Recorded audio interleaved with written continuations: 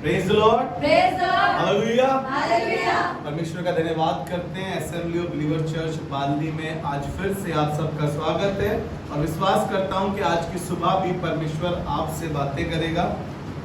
जैसे हम इन दिनों में पवित्र आत्मा के विषय में सीख रहे हैं, तो आज प्रभु ने मेरे दिल में डाला कि मैं पवित्र आत्मा के फल के विषय में आपसे बातें कर सकूं। 9 तरीके के पवित्र आत्मा के फल हैं, 9 तरीके के पवित्र आत्मा के वरदान हैं, लेकिन आज मैं फलों के ऊपर थोड़ी सी चर्चा करना चाहता हूं ताकि मैं और आप पवित्र आत्मा के फल के विषय में जान सके। हालेलुया। पवित्र आत्मा का फल हमारे जीवन में कब आता है? जब हम उसके प्रति समर्पित होते हैं। Praise Lord. पवित्र आत्मा के फल हमारे अंदर तब आते हैं जब हम उसके लिए समर्पित होते हैं या अपने आप को समर्पण करते हैं, अपने आप का समर्पण करते हैं। और जब हम उसको अपना समर्पण करते हैं तब उसके फल हमारे अंदर दिखाई देते हैं। हालेलुया। तब वो हमारे अंदर वास करता है। और बहुत सारी बातें मैंने लिखी और लिखा है, पवित्र आत्मा के फल परमेश्वर के स्वभाव में हमें ढालते हैं। जब हम परमेश्वर के स्वभाव में ढलते हैं तो हमारे अंदर पवित्र आत्मा के फल आने स्टार्ट हो जाते हैं। जब कोई पवित्र आत्मा की सहायता से परमेश्वर से लिखा है, जब मैं इसको पढ़ रहा था, जब कोई पवित्र आत्मा की सहायता से अपने आप को पवित्र करता है, जब कोई पवित्र आत्मा की सहायता से अपने आप को पवित्र करता है, तब परमेश्वर क्या करता है? अपने फलों से उसे भरता है। हालेलुया। मुझे और आपको, हम इस संसार में, ये संसार इतना मैला, इतना कुचेला, इतना गंदा है, हमारी सोच गंदी हो जाती है, हमारे एक्शन, हमारे काम सब गंदे हो जाते हैं। जब पवित्र आत्मा की सहायता हमें मिलती है तभी हम इस संसार से पवित्र हो सकते हैं। हालेलुया। तब पवित्र आत्मा की सहायता से हम पवित्र होते हैं, तो पवित्र आत्मा के फल भी हमारे अंदर दिखाई देते हैं। हालेलुया। इसीलिए हर विश्वासी को अपने जीवन में पवित्र आत्मा की आवश्यकता है ताकि वो इन फलों से भर सके। हालेलुया। हर विश्वासी के जीवन में इसका होना बहुत जरूरी है, पवित्र आत्मा का, ताकि वो परमेश्वर की आत्मा से भरेगा तो उसके फलों से भी भरा जाएगा। हालेलुया। मैं आपको पवित्र आत्मा की, जो पवित्र आत्मा के फल हैं, उनकी व्याख्या के बारे में आज बताऊंगा। जितना मैंने सीखा है उतना कोशिश करूंगा कि आपके साथ बांट सकूं, क्योंकि ये जो पवित्र आत्मा के फल हैं ये बहुत महत्वपूर्ण है। और पवित्र आत्मा का जो पहला फल है, जो उसका पहला गुण है, वो प्रेम है। हालेलुया। पवित्र आत्मा के फल का पहला गुण प्रेम है। और बाइबल बताती है, यूहन्ना 3:16 में लिखा है कि परमेश्वर ने जगत से ऐसा प्रेम रखा। हालेलुया। परमेश्वर ने पहले होकर प्रेम कराया। पहले यूहन्ना में लिखा है कि उसने हमसे पहले होकर प्रेम किया है।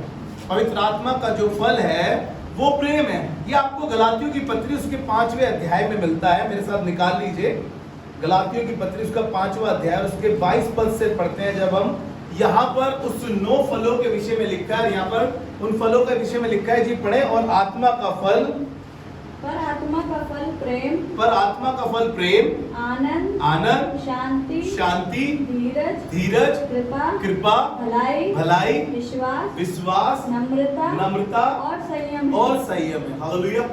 मैं आज इस कोशिश करूंगा कि मैं 9 बातें आपके साथ वो पवित्र आत्मा के 9 फल बांट सकूं। और पहला जो गुण है पवित्र आत्मा का प्रेम, और वो कह रहा है कि परमेश्वर ने जगत से ऐसा प्रेम रखा, उसने हमसे पहले होकर मोहब्बत करी है।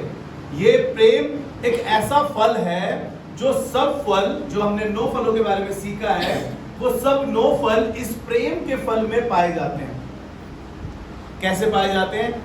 आपने एक संतरा देखा है? आप जब उसका छिलका उतारेंगे तो उसमें आपको कई फल दिखे जाएंगे, कई फाक होती है उसके अंदर। वो फल एक है लेकिन फाके उसमें कई है। इसी तरीके से जो प्रेम का फल है उसके साथ बाकी 8 फल भी जुड़े हुए हैं। हालेलुया। मैं प्रभु का धन्यवाद करता हूं। और परमेश्वर कह रहा है कि उसने पहले होकर मोहब्बत करी है। और परमेश्वर का प्रेम जो है वो निष्कपट है। और परमेश्वर चाहता है कि प्रत्येक व्यक्ति उसके प्रेम से भरे और उसका प्रेम कैसा हो? निष्कपट हो। आजकल का प्रेम पता है कैसा है? छलावा और दिखावा। आजकल का प्रेम कैसा है? छलावा और दिखावा, दिखावटी प्रेम है। आजकल माँ बाप से बच्चे भी रियलिटी प्यार नहीं करते, रियल में नहीं करते, उनको कुछ चाहिए इसलिए वो मोहब्बत दिखाते हैं, इसलिए वो मोहब्बत दिखाते हैं। और बाइबल कह रही है कि प्रत्येक व्यक्ति को कैसा होना चाहिए, जैसे परमेश्वर का प्रेम है, निष्कपट, उसमें कोई लालच नहीं है, कोई संदेह नहीं है उसके प्रेम में। हालेलुया। और पहला यूहन्ना रचित सुसमाचार उसका 21 अध्याय और उसके 15 से 17 तक हम पढ़ते हैं। प्रभु यीशु मसीह ने एक दिन पतरस से पूछा, पतरस क्या तू मुझसे प्रेम करता है? अपने चेले से पूछा, क्या तू मुझसे प्रेम करता है? उसने कहा, प्रभु मैं करता हूं। उसने दूसरी बार पूछ लिया, पतरस क्या तू मुझसे प्रेम करता है? पतरस फिर सोचने लगा, यार प्रभु ने दूसरी बार क्यों पूछा? प्रभु ने उससे दूसरी बार पूछा, फिर तीसरी बार भी पूछा, क्या तू मुझसे प्यार करता है? उसने बोला, प्रभु तू सब जानता है। हालेलुया।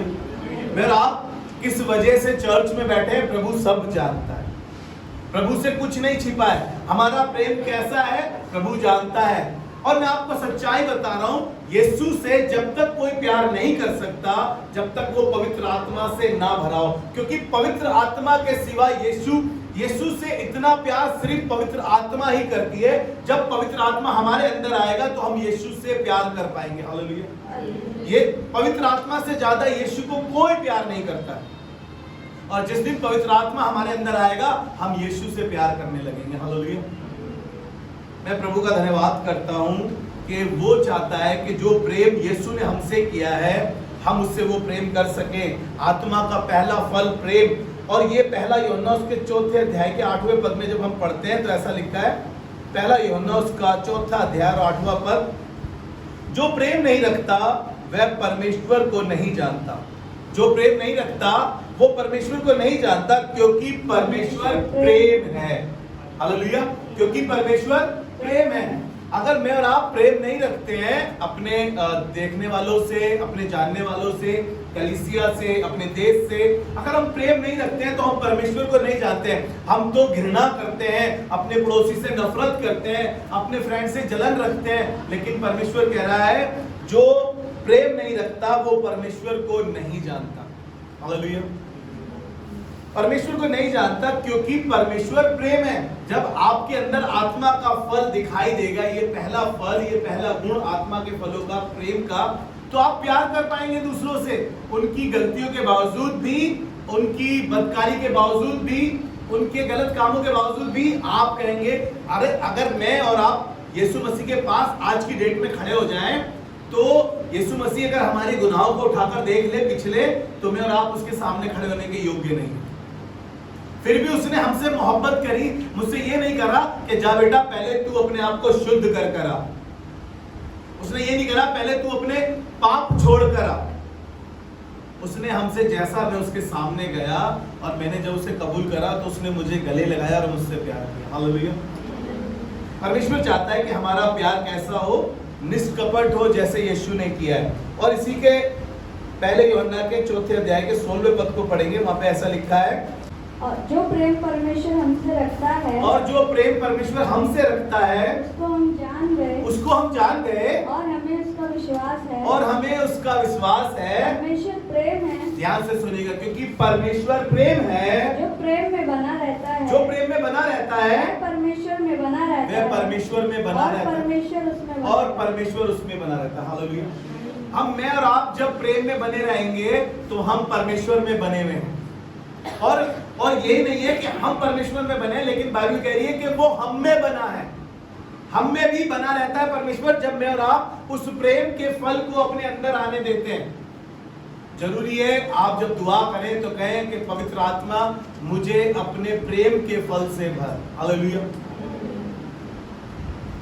मैंने आपको बताया बिना पवित्र आत्मा के कोई यीशु से प्यार नहीं कर सकता, क्योंकि यीशु को सबसे ज्यादा प्यार पवित्र आत्मा करती है। दुआ करे, पवित्र आत्मा आ मुझ पे कब्जा कर ताकि मैं यीशु से प्यार कर सकूं जैसा उसने मुझसे प्यार किया। हालेलुया। अगर हम पहला कुरिन्थियों उसका 13वां अध्याय पढ़ते हैं तो बाइबल बताती है, वहां पर बहुत अच्छे से लिखा है कि प्रेम जो है, यहाँ पर प्रेम की डेफिनेशन है और प्रेम के बारे में बहुत कुछ लिखा है। और लिखा है कि यदि मैं मनुष्यों और स्वर्गदूतों की बोलियां बोलूं और प्रेम न रखूं तो मैं ठनठनाता हुआ पीतल हूं। क्या कह रहा है? अगर मैं प्रेम न रखूं तो मैं ठनठनाता हुआ पीतल हूं और झनझनाती हुई झांझ हूं। यदि मैं भविष्यवाणी कर सकूं और सब भेदों सब प्रकार के ज्ञान को समझूं और मुझे यहां तक पूरा विश्वास हो कि मैं पहाड़ों को हटा दूं और प्रेम न रखूं तो मैं कुछ भी नहीं हूं। यदि मैं अपनी संपूर्ण संपत्ति कंगालों को दे दूं और अपनी देह जलाने के लिए दे दूं और प्रेम न रखूं तो मुझे कुछ भी लाभ नहीं है।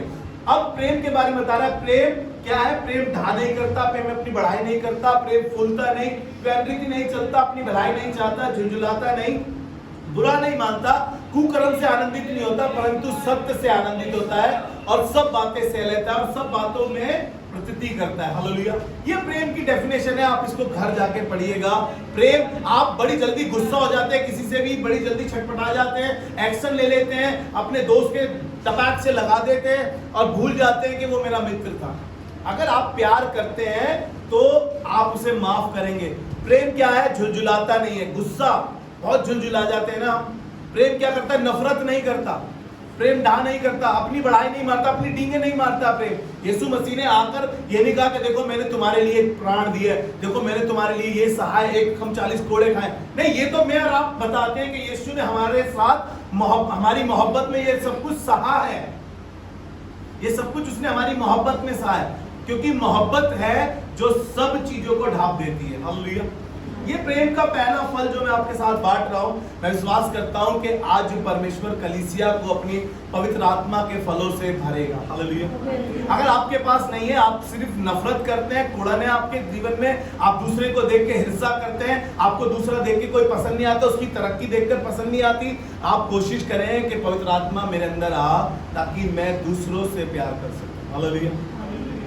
चलिए मैं दूसरे पवित्र आत्मा के दूसरे गुण की तरफ आपको लेकर चलता हूं, जो है आनंद। अभी मैंने और आपने गलातियों की पत्री में उन 9 फलों के बारे में पढ़ा है और उसमें से जो दूसरा है, ये पवित्र आत्मा का जो गुण है, दूसरा गुण है वो है आनंद। और मैं ऐसा लिख रहा था वहां पर, जब मैं इसको पढ़ने लगा तो मुझे बड़ा अच्छा लग रहा था आनंद के विषय में, और मैं खुदा की हुजूरी में बैठा तो मैंने एक बात लिखी, ये जो आनंद है ये दुनिया या संसार हमें नहीं दे सकता, कोई चीज कोई वस्तु नहीं दे सकती हमें वो आनंद, क्योंकि ये आनंद बड़ा फर्क है, बड़ा अलग है। और इस आनंद से मैं आपको बताऊं इसमें क्या है, इसमें जो खुशी है ना, इस आनंद में, वो खुशी हमें चीजों में मिलती नहीं है। जो हमसे थोड़ी सी देर आपके पास, चलिए एक फॉर एग्जांपल, एक आईफोन आ गया, एप्पल 14 है ना, 14 ना, तो मान लीजिए आप जब तक वो आपसे दूर है ना, तब तक आप एक्साइटेड हैं, तब तक आपको जिस दिन वो आएगा तो आपका आनंद आ गया, मान लिया आपको आनंद मिल गया, आपको बड़ी खुशी मिली। लेकिन जब वो आपके पास धराई रहेगा तो वो आपकी खुशी बनी नहीं रही। चीजों की जो आनंद, जो खुशी है, वस्तुओं से जो आनंद खुशी मिलती है हमें, वो पल भर का होता है, क्षण भर का होता है। लेकिन ये आनंद ऐसा आनंद है जो हमें दुनिया नहीं दे सकती, वस्तु नहीं दे सकती, संसार नहीं दे सकता। और जो परमेश्वर आनंद देता है उसमें हमें क्या देता है? वो महिमा देता है। हालेलुया। मेरे साथ एक वचन निकाल के पढ़े, पहला पत्रस उसका पहला अध्याय उसका 8वां पद पढ़ेंगे। हम एक गीत भी गाते हैं ना, महा आनंद ही आनंद है खुदावन के हुजूर, गाते हालेलुया आमीन। महा आनंद ही आनंद है खुदावन के हुजूर, गाते हालेलुया आमीन। वहां पर आनंद ही आनंद है। हालेलुया। हम गाते हैं, चलो मेरे साथ मेरे बाप के घर, वहां आनंद ही आनंद है, हो खुशियां मिलती है मेरे बाप के घर, वहां आनंद ही आनंद है। ऐसा आनंद कोई और नहीं दे सकता आपको। बाइबल बताती है कि भजन संहिता उसके 11वें अध्याय के 16वें अध्याय के 11वें पद में लिखा है कि परमेश्वर की हुजूरी में आनंद की भरपूरी है। वो आनंद जो हमें दुनिया नहीं दे पाएगी। जब आनंद आपके पास आएगा तो परमेश्वर का वो फल, आनंद जब आपके पास आएगा तो आप उसकी महिमा से भर जाएंगे, उसकी महिमा से भर जाएंगे। और यहाँ पर लिखा है, जी पढ़े, पहला पत्रस उसका पहला अध्याय और 8वां पद, जी पढ़े। उससे तुम बिन देखे प्रेम रखते हो। उससे तुम बिन देखे प्रेम रखते हो। किससे? परमेश्वर ने। परमेश्वर से। देखा किसी ने परमेश्वर को? मैंने भी नहीं देखा अभी तक। लेकिन जो देखने वाली वस्तुएं होती है, बाइबल बताती है वो थोड़े समय की है, अनदेखी वस्तु सदा के लिए होती है।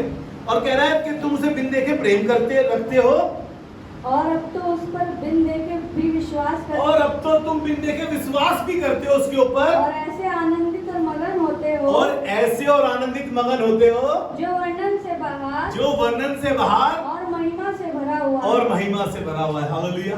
परमेश्वर की मोहब्बत अब हमें ऐसे दिखाई देता है, उसका आनंद अब वो हमें दिखाई नहीं देता, लेकिन फिर भी हम उसको इतना महसूस करते हैं। अब तो हम बिन देखे उस पर विश्वास भी करते हैं और उसके आनंद को इतना महसूस करते हैं और उसकी महिमा की बढ़ाई करते हैं। हालेलुया।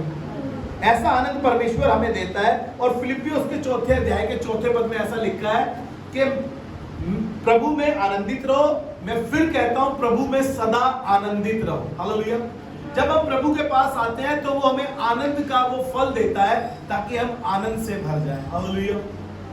मैं विश्वास कर रहा हूं कि पवित्र आत्मा मुझे और आपको आनंद के फल से भर रहा है, क्योंकि मैं और आप किसी के पास जाकर बातें करते हैं तो हमारा मुंह ऐसा लटका हुआ होता है। कोई कहता है यार कितना उदास आदमी है यार, उदासी इसके चेहरे में, हम गमगीन रहते हैं, हमेशा उदास रहते हैं। परमेश्वर की हुजूरी में आनंद की भरपूरी है।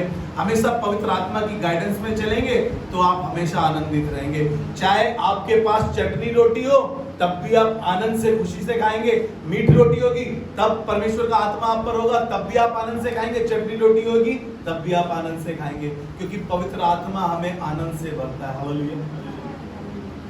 चलिए मैं आपको तीसरे गुण के पास लेकर चलता हूं। पवित्र आत्मा का जो तीसरा गुण है वो है शांति या मेल। हालेलुया। खुदा की शांति मेरे और आपके पास बहुत अशांति है इस संसार में, और खुदा का कलाम कहता है ढांढस बांधो, मैंने संसार को जीत लिया है। संसार में तुम्हें दुख और कलेश होता है, लेकिन ढांढस बांधो, मैंने जीत लिया उस संसार को। यीशु मसीह है जिसने हमें ढांढस दे रहा है और कह रहा है इस संसार को हम डर जाते हैं बहुत सारी चीजों से। घर में जरा सा कुछ हुआ नहीं तो अशांति फैल जाती है।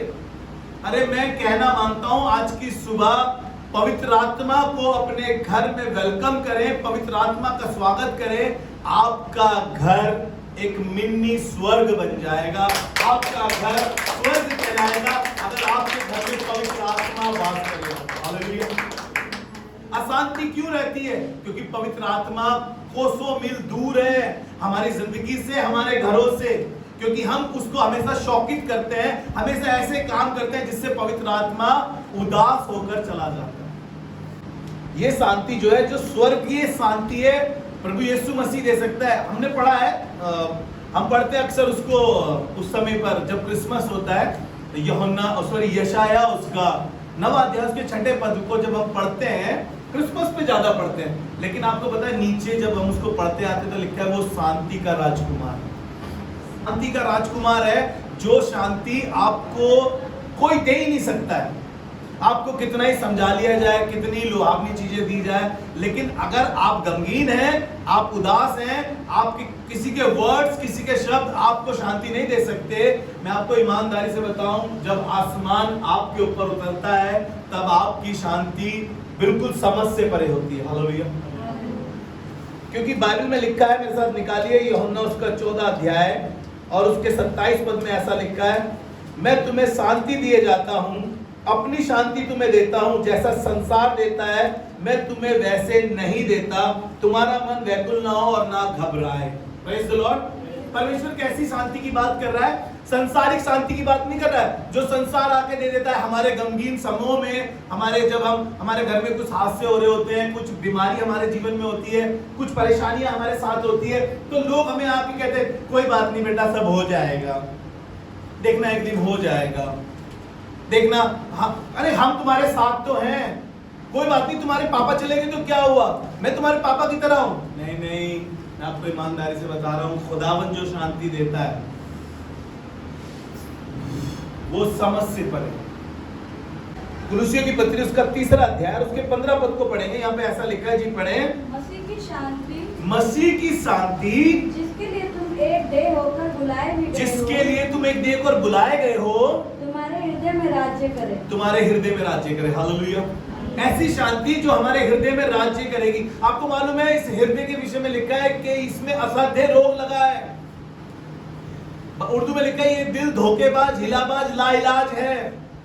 और बाइबल क्या कह रही है कि वो ऐसी शांति देगा जो तुम्हारे हृदयों में वास करेगी। आपको मालूम है बाइबल बताती है, नीति वचन में लिखा है मन का आनंद अच्छी औषधि है। मन का आनंद अच्छी औषधि है। मन के टूटने से हड्डियां गल जाती है, सड़ जाती है। अगर आपके मन में खुदा ने शांति भर दी तो आपको कौन उदास करेगा? चाहे आपके पास किसी भी तरीके की परेशानी क्यों ना हो, जब खुदावन आपके हृदय में वो शांति देगा। मैं आपको सब ईमानदारी से बता रहा हूं, बीते दिनों में जब मेरे पापा एक्सपायर हुए तो मेरे पे एक शांति थी खुदा की। लोगों के वर्ड से मेरे को समझ नहीं आ रहा था लोग क्या कह रहे हैं, लेकिन एक पीस ऑफ शांति मेरे दिल में थी। मैं अपने पूरे खानदान को संभाल कर चल रहा था। ये हादसा अभी गया ही नहीं था, इतने में 3 महीने बाद मेरे बड़े भाई एक्सपायर हुए। परिवार के सभी लोग टूट गए, लेकिन मैं अकेला भाग भाग के सारे काम कर पा रहा था, क्योंकि उसने अपनी शांति मुझे मेरे हृदय में रखी थी। हालेलुया। मैं प्रभु का धन्यवाद करता हूं। और वो कहने लगा, जी पढ़े आगे, जी आगे पढ़े इसी को। और तुम धन्यवादी बने रहो, और तुम धन्यवादी बने रहो, मसीह के वचन को अपने हृदय में अधिकाई से बसने दो, मसीह के वचन को अपने हृदय में अधिकाई से बसने दो, और सिद्ध ज्ञान सहित एक दूसरे को सिखाओ, हाँ और चिताओ जी, और अपने अपने मन में अनुग्रह के साथ परमेश्वर के लिए भजन और स्तुति गान और आत्मिक गीत गाओ। हालेलुया। वो हमारे हृदय में ऐसी शांति भर देगा, आप मुश्किल समय में भी परमेश्वर के गीत गा रहे होंगे। आपको मालूम होगा वो किस्सा, जब वो पौलुस और सिलास आधी रात को बंद थे, बंदी गृह में थे, और उनके पास एक ऐसी शांति थी, वो अपने जख्मों को ना देखते हुए, अपनी हालत को ना देखते हुए आधी रात में भजन कीर्तन कर रहे थे। मैं और आप उस जगह पर होते तो हम कहते यार शुभम देख कितनी चोट मारी है इन्होंने यार, लहू अभी तक बह रहा है यार, शुभम बड़ा दर्द हो रहा है यार, यहाँ तो कोई मरहम पट्टी का इंतजाम भी नहीं है, बड़ा दर्द है कमर में। लेकिन ये भजन कीर्तन कर रहे थे अपने मुश्किल हालातों में, क्योंकि इनके पास हृदय में ऐसी शांति थी उसके बावजूद भी। हालेलुया। चलिए मैं आपको चौथे गुण की तरफ ले चलता हूँ पवित्र आत्मा के, और ये धीरज का गुण है। और इससे पहले मैं आपको एक जगह लेकर चलता हूँ। हम सीख रहे हैं पवित्र आत्मा के फलों के विषय में। मत्ती रचित सुसमाचार उसका 12वां अध्याय और उसका 33 पद, जो पेड़ की पहचान है वो फल से होती है। ध्यान से सुनिएगा, हमारा एक मैसेज पड़ा है मसीही फलवंत जीवन। इसका डिस्क्रिप्शन में इसका लिंक डाल देंगे हम, मसीही फलवंत जीवन। और जब मैं उस मैसेज को भी सुन रहा था तो मुझे याद आया कि पवित्र आत्मा के फल किस प्रकार हमारे जीवन में कार्य करते हैं, क्योंकि फल हमेशा पेड़ से पहचाना जाता है। जी इसको पढ़ेंगे, ये आपको मिलेगा 12वां अध्याय मत्ती रचित सुसमाचार का, उसका 33 पद यहाँ पे ऐसे लिखा है, यदि पेड़ को अच्छा कहो, यदि पेड़ को अच्छा कहो तो इसके फल को भी अच्छा कहो। जी अरे ये आदमी बड़ा बेकार है यार, ये लड़की बड़ी बेकार है, इन्हें नाक में दम करके रखा, क्योंकि फल है ही नहीं तो पेड़ अपने आप निकम्मा कहलाएगा। मैं बार बार बताता हूं, बाइबल पूरी कृषि सिद्धांत पे रची गई है। वो मुझे और आपको बता रही है कि अगर तुम अच्छे हो ना बेटा, तुम्हारे अंदर फल अच्छे दिखाई देंगे। मैंने बताया था कि अच्छा पेड़ कभी निकम्मा फल ला ही नहीं सकता, और निकम्मा पेड़ कभी अच्छा फल नहीं ला सकता। इसीलिए मैं और आप फल से पहचाने जाएंगे कि यार ये फ्रूटफुल व्यक्ति है, इसकी बातों में एक दम है यार, इसकी दुआ में असर है यार, ये खुदा की बातें जब करता है तो टाइम का पता ही नहीं चलता, कितने घंटे बीत जाते हैं इनके साथ। मालूम है, आप अपने फल से पहचाने जाएंगे। और कह रही है बाइबल के पेड़ अपने फल से पहचाना जाता है। जी पढ़े आगे, या पेड़ को निकम्मा कहो तो, या तो पेड़ को निकम्मा कहो तो उसके फल को भी निकम्मा, तो उसके फल को भी निकम्मा कहना पड़ेगा। पेड़ अपने फल ही से पहचाना, पेड़ अपने फल ही से पहचाना जाता है। हे सांप के बच्चों, बस बस बस, पेड़ अपने फल से पहचाना जाता है। और हम सीख रहे हैं पवित्र आत्मा के फल। चलिए मैं आपको चौथे गुण की तरफ लेकर चलता हूं। जो पवित्र आत्मा का चौथा गुण है वो है धीरज। और बाइबल बताती है ये धीरज जो है, धीरज का अर्थ है सहनशीलता। सहनशीलता कैसे हमारे जीवन में आएगी? ये विश्वास के द्वारा हमारे अंदर उत्पन्न होती है। सहनशीलता विश्वास के द्वारा हमारे अंदर उत्पन्न होती है। और बाइबल बताती है याकूब की पत्री उसका पहला अध्याय और उसके चौथे पद में लिखा है, याकूब की पत्री उसका पहला अध्याय उसका चौथा पद, पर धीरज को अपना पूरा काम करने दो। अरे मैगी थोड़ी है जो 2 मिनट में हो जाएगा काम सारा। अरे मैगी भी नहीं बन पाती 2 मिनट में, मैंने ट्राई करी है। क्यों इसकी ट्राई करी है ना, 2 मिनट में मैगी भी नहीं बन पाती, कहने वाली बात है। और बाइबल कह रही है कि धीरज को अपना पूरा काम करने दो कि तुम पूरे और सिद्ध हो जाओ, कि तुम पूरे और सिद्ध हो जाओ। हालेलुया। हम सिद्ध करने के लिए परमेश्वर चाहता है कि हम धीरजवंत बन सके, और ये धीरज विश्वास के द्वारा हमारे अंदर उत्पन्न होता है। अभी आगे चलकर हम विश्वास के फल के विषय में बात करेंगे, लेकिन धीरज कैसे उत्पन्न होगा, मैंने आपको बताया ना, ये सब फल एक ही फल से जुड़े हुए हैं। जब आपके अंदर प्रेम का फल आएगा तो आपके साथ ये सारी चीजें अपने आप से जुड़ती चली जाएंगी। और कहने लगा, जी पढ़े, धीरज को अपना पूरा काम करने दो और तुम में किसी बात की घटी ना रहे, और तुम में किसी बात की घटी ना रहे। वो हमें सिद्ध करना चाहता है, हमें ये धीरज धरना होगा कि परमेश्वर हमारे जीवन में ये धीरज का फल दिखाई दे सके। हम हर चीज के लिए उतावले हो जाते हैं, जल्दी से जल्दी, सब चीज जल्दी, मिनिस्ट्री जल्दी बड़ी हो जाए, साउंड सिस्टम जल्दी अच्छा हो जाए, जल्दी से गिटार सीख जाए, सब चीजों में उतावले हैं हम। धीरज धरो। क्यों कह रहा हूं धीरज धरो? आगे लिखा है याकूब की पत्री उसका 5वां अध्याय उसका 7वां पद पढ़ रहे हैं हम। याकूब की पत्री उसका 5वां अध्याय उसका 7वां पद, इसलिए हे भाइयों, प्रभु के आगमन तक धीरज धरो, प्रभु के आगमन तक धीरज धरो। मैं और आप, अरे भाई, नूह के जमाने में हो क्या रहा था? नूह के समय में जब नूह को जहाज बनाने में 100 साल लग गए, कहने लगे यार ये चच्चा पागल तो नहीं है, हमारे अब्बा चले गए, अब्बा के अब्बा चले गए, अब हम आ गए, हमारे बच्चे चले जाएंगे, हम चले जाएंगे, इनका जहाज नहीं पूरा हो रहा। लेकिन वो धीरज बनता और 100 साल लगे उसको गुबेर की लकड़ी ढूंढते ढूंढते बनाने में। लेकिन आपको बताओ, जब तक जल प्रलय नहीं हुआ, जब तक नूह का जहाज तैयार नहीं हुआ, और वो धीरज धरे हुए था। हालेलुया। अगर आप धीरज धर नहीं पाते, चीजों में धीरज धर नहीं पाते, हमें बड़ी दिक्कत होती है कि जल्दी से कुछ ना कुछ हमारी लाइफ में हो जाए। मैं जल्दी से बड़ी हो जाऊं, मम्मी के कपड़े कब मेरे आएंगे, यार पापा का जूता कब मेरे पैर में आएगा, पापा जैसे बाइक में कब चलाऊंगा। धीरज धरो भाई, धीरज नहीं धरते हम।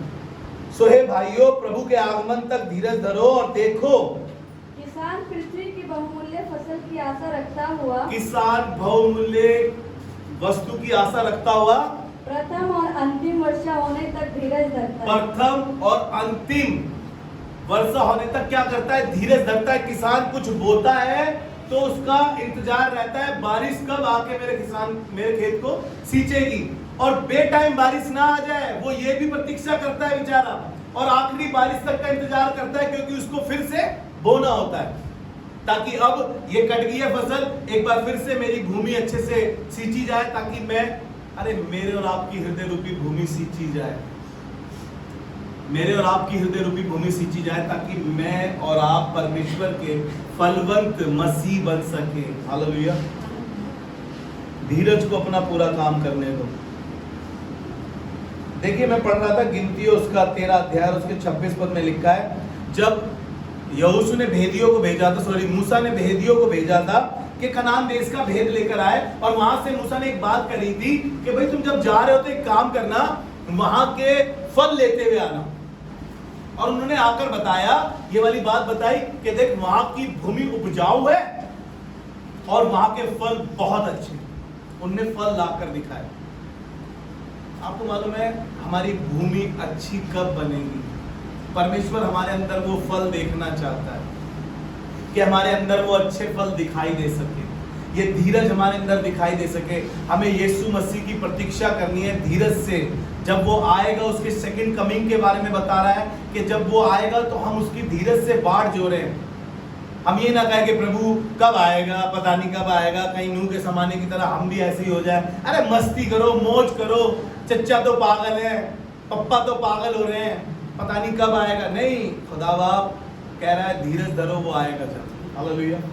तो 2 पार्ट में सीखेंगे ताकि हम परमेश्वर के इन फलों के बारे में जान सके, क्योंकि बहुत बड़े हैं मेरे लिए भी, ये आपको समझाने में भी मेरे लिए ज़्यादा बड़े हैं, क्योंकि बहुत टाइम हो जाएगा। मैं प्रभु का धन्यवाद करता हूँ। इसको 2 पार्टों में बांटते हैं हम, और पांचवें फल के बारे में जब मैं और आप सीख रहे हैं कि कृपा जो दया या अनुग्रह के विषय में है, ये पांचवा फल जो पवित्र आत्मा का, ये पांचवा गुण पवित्र आत्मा के फल का हम इसको दूसरे भाग में रख रहे हैं ताकि मैं और आप सीख सके। प्रभु आपको आशीष दे। Praise the Lord.